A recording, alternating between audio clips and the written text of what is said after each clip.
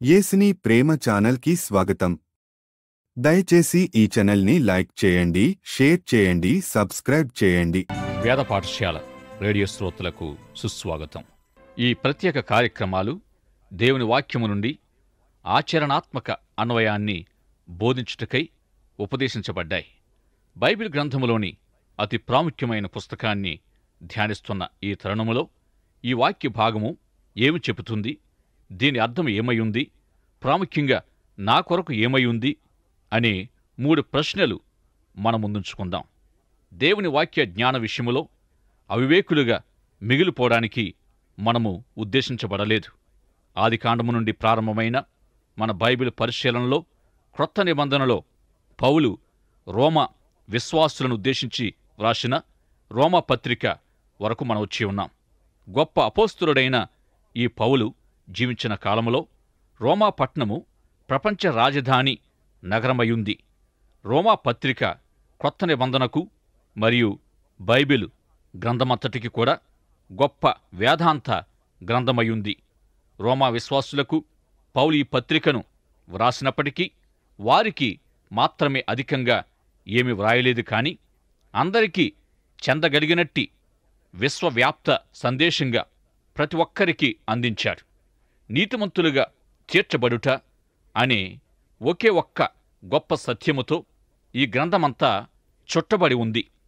ఒక వ్యక్తి యేసుక్రీస్తులో విశ్వాసముంచి అంగీకరించినప్పుడు ముందెన్నడూ పాపము చేయలేదన్నట్టు నీతిమంతుడిగా తీర్చబడే అవకాశం ఈ పత్రికలో కనిపిస్తుంది.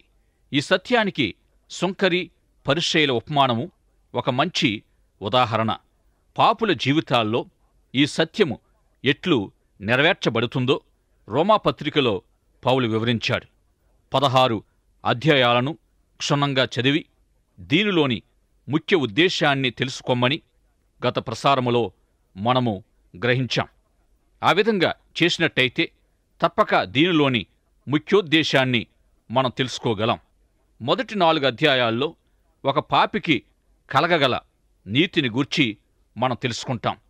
5వ అధ్యాయం నుండి 8వ అధ్యాయం వరకు 2వ భాగములో మనిషి పాపి అనబడే దుర్వార్తకు పరిష్కారంగా దేవుని నీతి నుండి కలిగే రక్షణ శుభవార్త తెలియచేయబడింది. ఈ భాగములో పాపికి కలుగగలిగే దేవుని నీతిని గూర్చి, నీతిమంతులుగా తీర్చబడిన వారు జీవించే నీతి జీవితాన్ని గూర్చి, సర్వశక్తుడైన దేవునిచే నీతిమంతులుగా తీర్చబడి నీతిమంతులుగా ప్రకటింపబడిన వారిని గూర్చి తెలియచేయబడింది.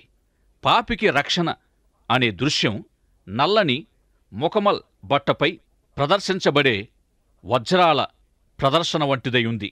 అంటే మనిషి పాపి అనే సత్యం నల్లని బట్ట కాగా, దేవుని రక్షణ ఆ బట్టపై అమర్చబడిన వజ్రాల్లాంటిదయుంది. 9వ అధ్యాయం నుండి 11వ అధ్యాయం వరకు ఇశ్రాయేలు ద్వారా సర్వ ప్రపంచానికి కలుగబోయే దేవుని నీతిని గూర్చి తెలియచేయబడింది. 12వ అధ్యాయం నుండి 16వ అధ్యాయం వరకు దేవుని నీతి యొక్క అన్వయాన్ని గూర్చి, అంటే మన విశ్వాస జీవితాలకు దేవుని నీతిని ఏ విధంగా అన్వయించుకోవాలో తెలియచేయబడుతుంది. మొదటి 2 అధ్యాయాల్లో మనిషిపై దేవుడు చేసిన నేరారోపణల జాబితా మనం చూసాం. ఈనాటికి జరుగుతూ ఉన్నట్టు మనిషి పాప స్థితిపై దేవుని ప్రతిస్పందన ఏమయ్యుందనేది మొదటి 2 అధ్యాయాల్లో తెలియచేయబడింది. మనిషి పాప స్థితిపై దేవుని ప్రతిస్పందన ఏమిటంటే, వారి స్వంత మార్గాలకు తామెన్నుకొన్న విధానానికి మనిషిని దేవుడు అప్పగించేశాడు. ఈ విధంగా మనిషి తానేమి చేస్తాడో, ఎలా జీవిస్తాడో అట్టి దానంతటికీ ఫలితాలను తప్పక ఎదుర్కొని అనుభవించవలసి ఉంటాడు. ఇట్టి ఫలితాలు భయంకరమైనవి అయినప్పటికీ స్వీకరించక తప్పదు. అయితే పాపవార్తకు పైన మొదటి 2 అధ్యాయాల అనంతరం దేవుని రక్షణ శుభవార్త వెల్లడించబడింది. ఇక మనిషి వ్యక్తిత్వం లేక మనిషి స్వభావము సహజంగా ఎలాంటిది? ఒక పెద్ద నగరములో ఒక పోలీసు దళముతో కలిసి కొన్ని రాత్రులు సంచరించి మనం చూసినట్టయితే ఈ పత్రిక మొదటి భాగములో వ్రాయబడిన పాపపు జాబితా ప్రకారం మనిషి ఎట్టివాడనేది నీకు రుజువవుతుంది. దేవుని నీతి ప్రమాణం ప్రకారం దేవుని వ్యక్తిత్వానికి విరుద్ధంగా మనిషి జీవితం దుర్నీతిమయమయుంది గనుక దేవుడు నీతిమంతుడై దుర్నీతిని ఖండిస్తూ మనిషి నీతి పొందాలని, నీతివంతమైన జీవితం జీవించాలని ఆజ్ఞాపిస్తూ ఉన్నాడు. అయితే 1,000,000 సంవత్సరాలు గడువు ఇచ్చినా సరే మనిషి తనను తాను రక్షించుకొన జాలినంత నీతిని సంపాదించలేడు అనే విషయాన్ని ఎరిగిన దేవుడు తానే తన కుమారుడైన యేసుక్రీస్తును రక్షకునిగా ఈ లోకానికి పంపాడు. తన కుమారుని నీతి దేవుడు మనిషిని ఎప్పుడూ పాపము చెయ్యని వాడిలా నీతిమంతుడిగా తీర్చగలవాడై ఉన్నాడు. క్రీస్తు ద్వారానైనా రక్షణ సువార్త విని ఎవరైతే ఆయనను విశ్వసిస్తారో అట్టివారు నీతిమంతులుగా తీర్చబడుతున్నారు. దేవుడు నీతి అయి ఉన్నాడని, తన సృష్టి అయిన మానవుడు నీతిమంతుడై ఉండాలని ఆజ్ఞాపించిన సత్యాన్ని, దేవుడి దుర్నీతిని ఖండిస్తున్న సత్యాన్ని, మరియు మనిషి ఎన్నటికీ పరలోకానికి తనకు తానుగా చేరుకోలేడని దేవుడు ఎరిగి ఉన్నాడనే సత్యాన్ని మొదటి 4 అధ్యాయాలు మనకు వివరిస్తున్నాయి. ఇక్కడొక ముఖ్య విషయాన్ని మనము కాసేపు ఆలోచించాలి. మంచి క్రియల ద్వారా రక్షణ పొందవచ్చు అనుకుంటూ ఏవో చేయడం ప్రారంభించినట్టయితే ఆ విధంగా పొందే రక్షణకు మొత్తం ఎన్ని పనులు చేయాలి? ఇక చేయవలసిన పనులన్నీ ఎవరైనా చేశారా? ఒకవేళ నేను ఇన్ని కార్యాలు చేశాను అన్నవారికెవరికైనా తాము తప్పక మోక్షం చేరుతున్నామనే నిశ్చయత ఉండి ఉంటుందా లేదనే గ్రహించాలి.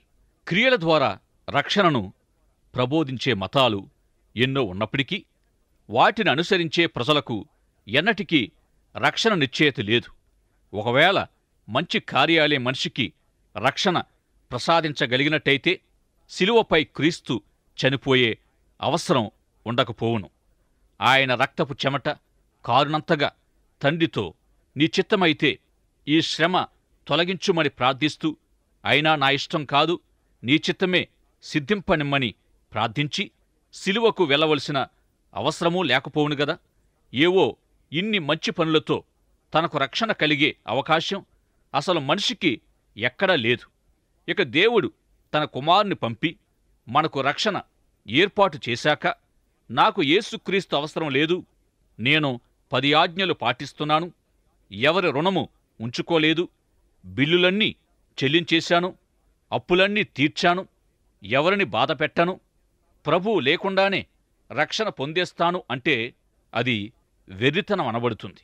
రోమాపత్రిక మొదటి 4 అధ్యాయాల్లో మనిషి తనంతట తాను రక్షణ పొందలేడైన సత్యాన్ని పౌలు తెలియజేస్తూ వచ్చాడు.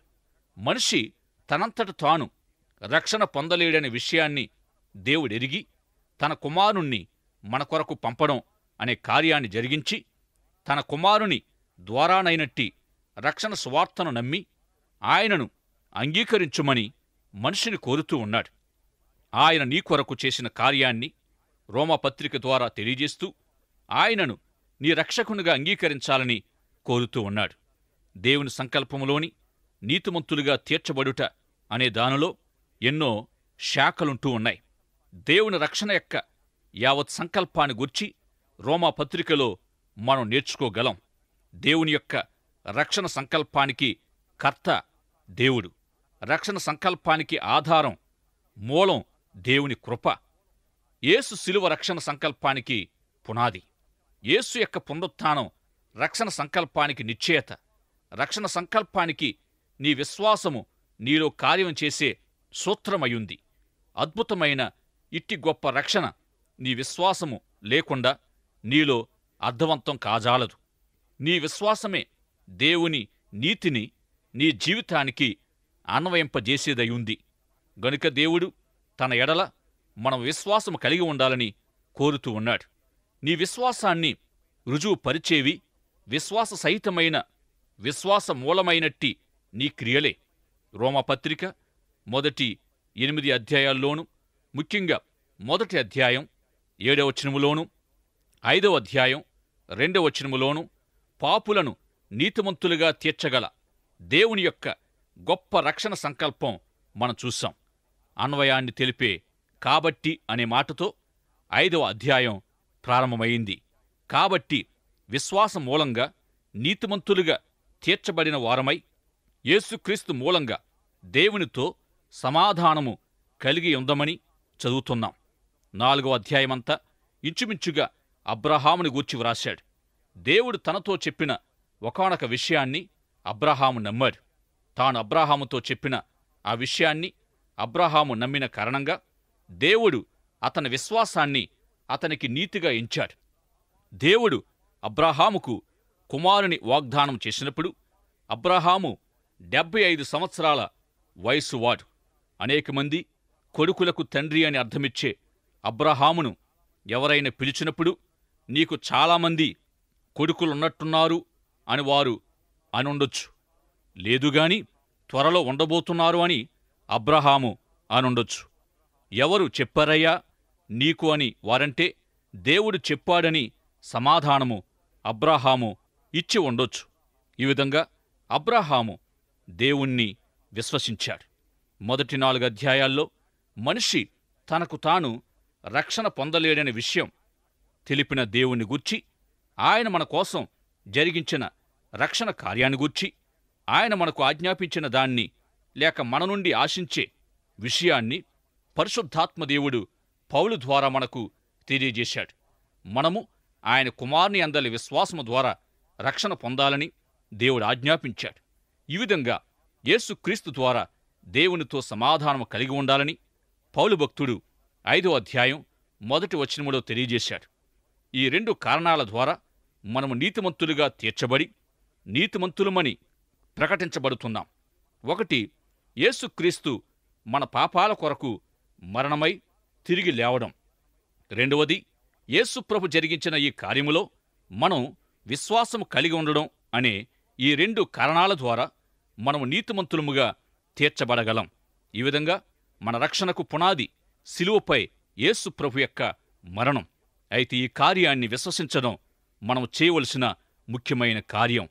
ఎన్నడూ పాపము చేయనంతగా దేవుని ఎదుట నీతిమంతులుగా తీర్చబడేదాన్ని గూర్చి మొదటి 4 అధ్యాయాల ద్వారా తెలుసుకుంటాం. 5వ అధ్యాయం నుండి 8వ అధ్యాయం వరకు దేవునిచే నీతిమంతునిగా తీర్చబడి నీతిమంతునిగా ప్రకటింపబడడాన్ని గూర్చి తెలుసుకుంటాం. మొదటి 4 అధ్యాయాలకు క్లుప్త సందేశంగా 5వ అధ్యాయం నుండి 8వ అధ్యాయం వరకు ఉపోద్ఘాతంగా 5వ అధ్యాయపు మొదటి 2 వచనాలను గూర్చి గత పాఠములో మనం ధ్యానించాం. 5వ అధ్యాయము 2వ వచనం కూడా 5వ అధ్యాయము నుండి 8వ అధ్యాయం వరకు పరిచయం చేసే ఉపోద్ఘాతంగా ఉంది. మరియు ఆయన ద్వారా మనము విశ్వాసము గలవారమై అందులో నిలిచి ఉండి దేవుని మహిమను గూర్చిన నిరీక్షణను బట్టి అతిశయపడుదుము. ఈ వచనం ఈ పత్రికకు ఎంతో ప్రాముఖ్యమైనది. ఎందుకంటే ప్రపంచములోనికి వెళ్ళినప్పుడు మనము పడిపోక క్రీస్తులో దేవుని ఎదుట నిలిచి ఉండడానికి కావలసినది దేవుని కృప. మనము దేవునిలో పడిపోక నిలిచి ఉండాలంటే మనలో దేవుని కృపాకార్యము జరుగుతూ ఉన్నప్పుడే పడిపోకుండా నిలువబడతాం. అయితే ఈ విధంగా పడిపోకుండా నిలిచి ఉంటూ జీవించడానికి మన పక్షంగా దేవుని కృప ఎల్లవేళలా ఉంటూనే ఉంది. 5వ అధ్యాయము సగములో నుండి ఇవ్వబడిన దేవుని కృపా సందేశము అత్యద్భుతమైనది. దేవునిచే నీతిమంతులుగా తీర్చబడిన వారు ఏ విధంగా నీతి జీవితాన్ని జీవించగలరో తెలియజేస్తున్న సందర్భంలో 4 రాజులను మనకు పౌలు చూపిస్తూ ఉన్నాడు. మొదటి రాజు పేరు పాపం. లోకములో ఈ పాపం ఏ విధంగా ప్రవేశించిందో, లోకములో ఏ విధంగా విస్తరించిందో, లోకాన్ని ఎలా పరిపాలించిందో, లోకాన్ని ఎలా జయించిందో ఇప్పటికే మనం తెలుసుకున్నాం. పౌలు కూడా ఈ పత్రికలో పాపం ఎలా ప్రవేశించింది అనే విషయాన్ని చర్చించలేదు. పాపం ఎక్కడి నుండి వచ్చింది, పాపాన్ని దేవుడెందుకు అనుమతించాడు ఇత్యాది ప్రశ్నలకు మనకు సమాధానము సరిగ్గా తెలియదు కూడా. ఎలా అయితేనేం ఏదో విధంగా పాపమనేది ఎక్కడే ఉందని మనం తెలుసుకున్నాం. పాపం ఎప్పుడైనా ప్రవేశిస్తుంది. పాపము జయించినదయుంది. పాపము మనతో కలిసి మనతో పాటుగా జీవించడానికి రాలేదు. పాపం మనల్ని జయించడానికి, ఓడించడానికి వచ్చింది. పాపం ప్రవేశించింది, పాపం విస్తరించింది, పాపం పరిపాలిస్తుంది. ఇక ఈ పాపం కాలి వెంటనే మరొక రాజు వచ్చేశాడు. ఆ రాజుగారి పేరేమిటంటే మరణం. 6వ అధ్యాయం 23వ వచనములో పాపం వలన వచ్చు జీతము మరణమని చదువుతున్నాం. పాపానికి కలిగే దుష్ఫలితం మరణం. ఈ పాపము నీ జీవితములో ఏ దశలోనైనా ప్రవేశించి విస్తరించి పరిపాలిస్తుంది. ఈ విధంగా పాపము నీ జీవితములో ప్రవేశించి విస్తరించి పరిపాలించడం నీవు చూస్తూ ఉన్నప్పుడు సదరు ఫలితాలు కూడా విస్తరించి పరిపాలిస్తాయి. ఎందుకంటే పాపం మనిషిని జయించింది కనుక. ఇంతవరకు దుర్వార్త వివరం మనం విన్నాం. ఇంతవరకు దుర్వార్త నివేదిక వినిపించబడిన మనకు పౌలు శుభవార్త తెలియజేస్తూ ఉన్నాడు. ఈ శుభవార్త ఏమిటంటే మన 3వ రాజు యేసుక్రీస్తు ప్రభు. యేసు ప్రభువే శుభవార్త. మొదటి 2 రాజులు చెడ్డవార్త అయ్యున్నారు. యేసుక్రీస్తు ప్రభు కూడా ఈ లోకములో ప్రవేశించారు. ఈ లోకములో ప్రవేశించినప్పుడు ఈ లోకములో వ్యాపించారు. ఆయన ఈ లోకానికి ఏ పని కొరకైతే వచ్చారో ఆ పనిని సంపూర్ణంగా నెరవేర్చారు. యేసురాజు శిలువపై పాపాన్ని సమస్తాన్ని జయించారు, లోకాన్ని జయించారు. ఆయన పాపంపై ప్రభుత్వం చేశారు. ఆయన శిలువపై సమాప్తమైనదని ఎలుగెత్తి చెప్పడములోని అర్థమేమిటంటే మన రక్షణ నిమిత్తమై ఆయన చేయకుండా మిగిల్చింది ఏదీ లేదనే అర్థమయుంది.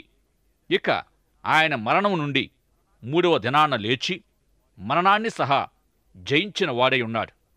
ఇంకొక శుభవార్త ఏమిటంటే 4వ రాజు ఎవరంటే నీవే. విశ్వాసము ద్వారా నీవు క్రీస్తులోనికి ప్రవేశించవచ్చు. విశ్వాసము ద్వారా క్రీస్తులో విస్తరించగలవు. సమృద్ధైన జీవాన్ని పొందగలవు. సమృద్ధైన జీవాన్ని ఇవ్వడానికి తానొచ్చినట్టుగా ప్రభు తెలియజేశారు.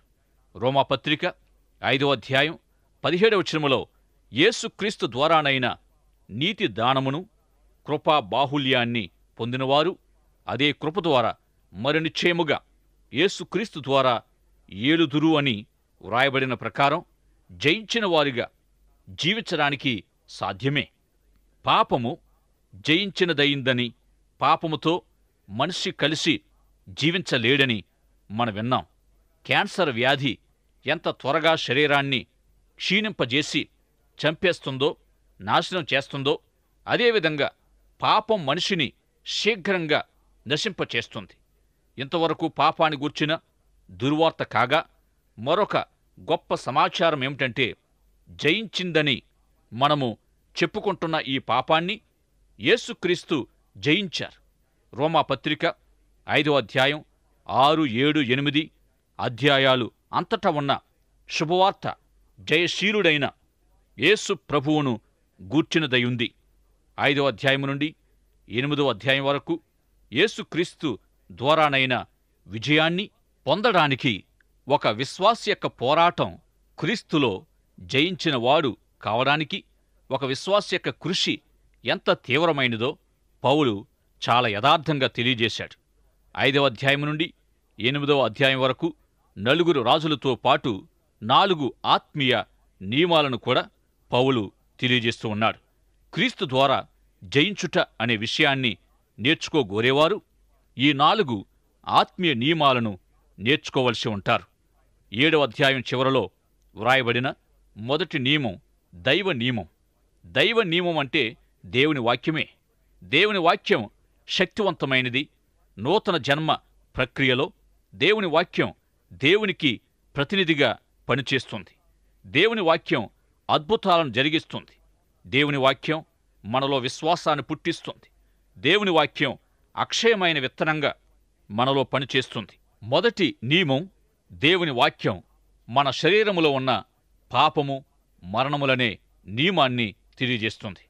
రెండవది పాప నియమం. పాపానికి ఫలితమయ్యున్న మరణం దేవుని వాక్యం మనలో ఉండే వాటిని బహిర్గతం చేస్తుంది. తెల్లవారుగానే లేచినప్పుడు సాధారణంగా అద్దం చూసుకొని అద్దం ద్వారా తెలియచేయబడే ఆయా లోపాలు, అపసవ్యతలను సరిదిద్దుకుంటాం. యాకోబు పత్రిక 1వ అధ్యాయములో వాక్యాన్ని అర్థానికి పోల్చి చెప్పాడు. ఈ విధంగా వాక్యం ఆత్మీయ అర్థమై ఉంది. మన శరీరంపై లేక ముఖంపై ఉండే మకిలి, మరకలను అర్థం చూపించినట్టే దేవుని వాక్యం మన జీవిత లోపాలను చూపిస్తుంది. దేవుని వాక్యం మన జీవితాల్లోని ఎట్టి పాపాన్నైనా చూపిస్తుంది. మనల్ని మనము అందంగా తయారు చేసుకుని మనుషులను కలవకముందే మన రూపం సరిదిద్దుకోవడానికి అద్దం ఎలా సహాయం చేస్తుందో అలాగే వాక్య అద్దం మన జీవితాలను సరిచేస్తుంది.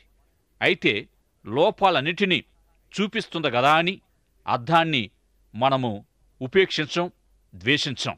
ఈ విధంగా దైవ నియమం అనబడే వాక్యం పాప నియమాన్ని లేక మరణాన్ని వెల్లడించింది. ఇక మూడవది, క్రీస్తు ద్వారానైనా జీవితంలోని ఆత్మ నియమాన్ని వాక్యం తెలియజేస్తుంది.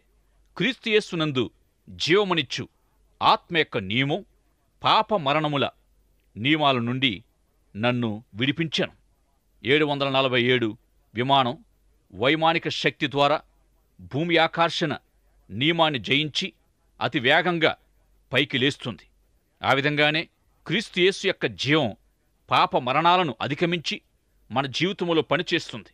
ఈ విధంగా క్రీస్తు జీవం పాపం దాని ఫలితాలకు పైగా మనలను పైకెత్తగల సామర్థ్యాన్ని కలిగి ఉంది. యేసు ప్రభువులో ఎంత గొప్ప అవకాశం ఉండగా మరి మీరు ఎందుకు పాప మరణాల స్థాయిలోనే పడి ఉన్నారు? ఎందుకు ఎన్నటికీ పాప మరణాల నియమము నుండి పైకెత్తబడక ఉండిపోతున్నారు? క్రీస్తు యేసు ద్వారానైనా జీవములో నుండి పాప మరణాల నియమాన్ని దాని ఫలితాలను తప్పించుకోలేకపోవడానికి కారణమేమిటి? 4వ నియమంగా మనస్సు యొక్క నియమమని పౌలు తెలియజేశాడు. 8వ అధ్యాయములో ఆత్మానుసారులు ఆత్మ విషయాలపై మనసుంచుతారు. ఆత్మ విషయాల ఫలితం జీవము, సమాధానం. అయితే శరీరానుసారులు శరీర విషయాలపై మనసుంచుతారు. శరీర విషయాల ఫలితం మరణమని తెలియజేశాడు. ఆటగాళ్లు తమ ఆటలో గెలవడానికి మానసికంగా సిద్ధపడతారు. దేనికైనా మనసు యొక్క ప్రమేయం ఎంతో ప్రాముఖ్యమైనది. మనిషి జీవితంలో, జీవితపు ఆటలో ఈ మనస్సు అనేది ఎంతగానో ప్రాముఖ్యత కలిగి ఉంది. ఈ విధంగా ఎవరైతే తమ మనస్సును ఆత్మ సంబంధిత జీవితంపై కేంద్రీకరించి ఉంచుతారో అట్టివారు క్రీస్తుయేసు జీవము ద్వారా పాప మరణ ఫలితాల నుండి తప్పించుకుంటారు. ఇట్టి మానసిక వ్యవస్థ అనేది దేహానికి దీపం కన్నని చెబుతూ, కన్ను తేటగా ఉంటే దేహమంతా, జీవితమంతా వెలుగుమయమై, కన్ను చెడ్డదైతే జీవితమంతా చెడిపోయి ఉంటుంది. ప్రియ సోదరుడా, సోదరి, మీ మానసిక పరిస్థితి ఇప్పుడు ఏమై ఉంది? పాపం ద్వారానైనా అంధకార స్థితి నుండి వెలుగు జీవితానికి నడిపించబడడంలో నీ మనస్సు ముఖ్య పాత్ర నిర్వహించాలి. గనుక ఇక ముందుకు మీ మనస్సును దేనిపై లగ్నం చేయబోతున్నారో ఆలోచించవలసిందిగా ప్రేమతో కోరుతున్నాను. ప్రార్థన చేసుకుందాం.